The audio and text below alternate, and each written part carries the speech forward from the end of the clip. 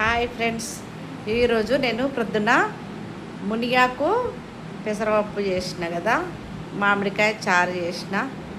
చూడండి, నా భోజనం అవుతుంది.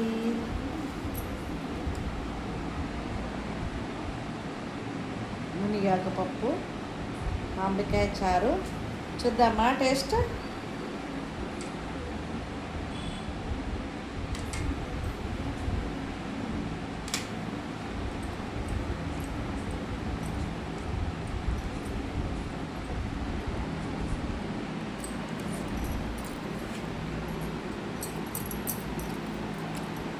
సూపర్ ఉందండి. లాంగ్ వీడియో పెట్టినాను, పప్పును మునిగాకు పప్పు మామిడికాయ చారు పెట్టినాను, లాంగ్ వీడియో పెట్టినాను. తప్పకుండా చూడండి, చేసుకోండి, తినండి. Okay, bye.